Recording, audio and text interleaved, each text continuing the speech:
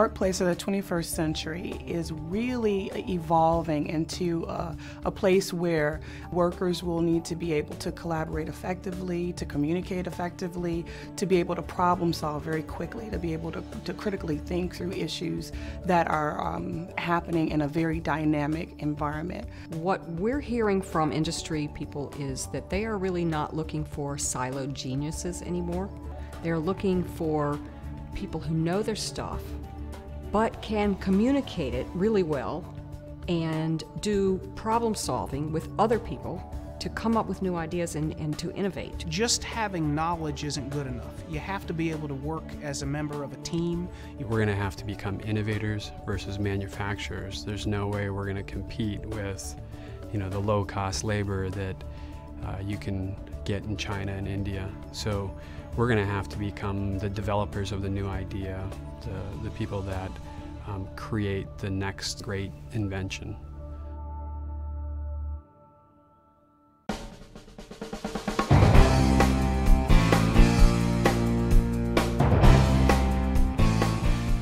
One of the biggest challenges with parents and teachers is that this is the first time really in society where students actually know more than the adults.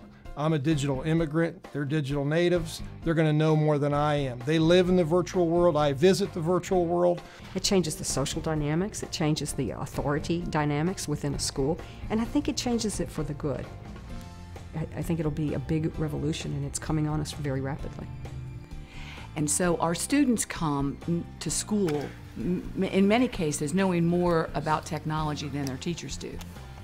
But our responsibility is to continue to instill in them how to use the headwear, how to match the headwear with the hardware. Well, that's where we have to focus on being able to apply. Students can get the knowledge anywhere they want right now. They can have access to any book that was ever written on the internet. So our teachers don't focus on the facts and knowledge as much as how we're going to apply that. I can't train students today to use the technology of tomorrow because we have no idea what the technology of tomorrow is. I can teach students how to think, how to learn about new things, how to adapt.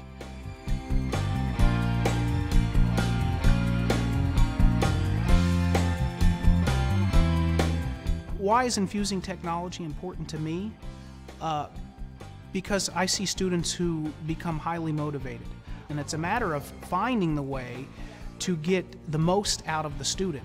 Through technology, we can allow our students to be more creative. They're amazing at how they can manipulate data and manipulate photos and pull in different resources and create these PowerPoint and multimedia presentations. I can use technology to allow students to do simulations, things that aren't physically reproducible.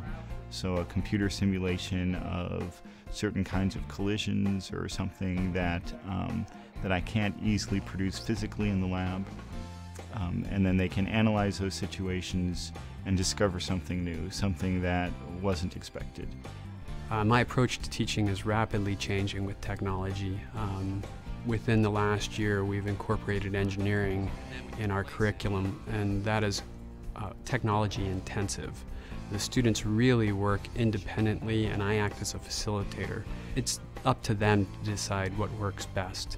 Technology is not just a gadget or a toy, but that it is something that students will actually use to do real-life problem solving. Digital media is really going to take the four walls of the classroom and knock them down. And so the world is really going to become the classroom.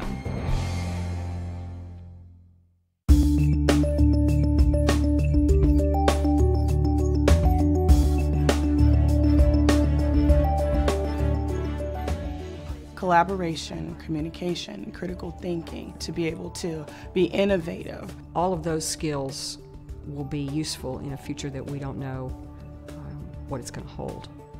I think real-world connections are really at the heart of getting student buy-in. When students can see a connection between what they're doing in a high school classroom in their own life or in their own future, they're much more motivated to be successful. And they will pick right up and buy that ticket and become lifelong, passionate learners, and we all will benefit from that as a society. And if we allow that to happen, we will have a group of very excited, very engaged students who will move forward with their education and be very successful 21st century citizens. I think one of the key challenges for all of us who are in education is to make sure that we are first and foremost focused on the learners. And that means that we make it a priority to engage in our own professional development so that we understand technology, can use it effectively and efficiently, because our first job, our only job, is to make sure that students are learning, engaged, so that they can meet their own goals and develop their own skill sets and make their own contributions. That's what we want for them.